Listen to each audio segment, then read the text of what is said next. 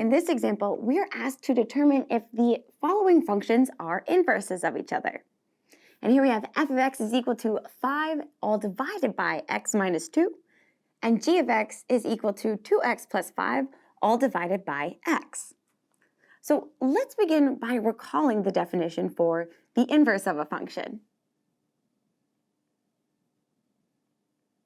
So we can recall that by the definition that two functions, say f and g, are inverses of each other if the composition f of g of x is equal to the composition g of f of x, and they're both equal to x. And this, of course, is for any x in the domain. So we have two compositions to check here.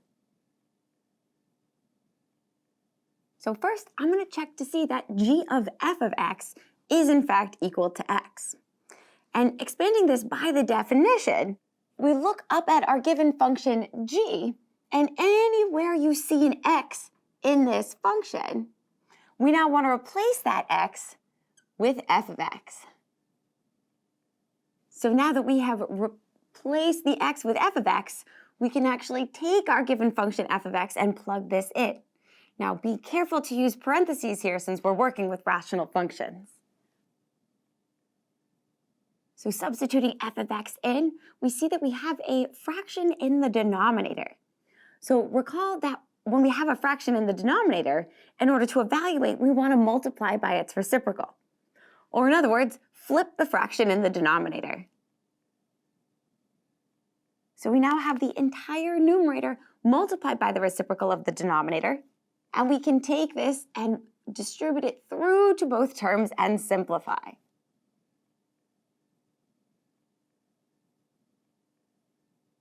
So after distributing our denominator through, we see our like terms cancel. We also see, of course, that 5 goes into 10 2 times, and our common 2's will cancel each other out, leaving us with x. So our first direction is holding true. G of f of x is equal to x. But what about the other direction? So this time we are checking that f of g of x is going to be equal to x. And looking at this definition and back up at our given functions, anywhere you see an x in the original f, we now want to replace that with g of x. And now substituting our g of x function in. So now that we have plugged g of x in, we want to find a common denominator in the denominator so that we can multiply again by the reciprocal. So finding a common denominator, canceling the like terms, leaves us with 5 all divided by a single rational expression, 5 by x. And again, we know that fractions in the denominator will flip. And lo and behold, we can see the 5 in the numerator will cancel with the 5 in the denominator, leaving us with the desired x. So we have officially confirmed that these two functions are in fact inverses of each other.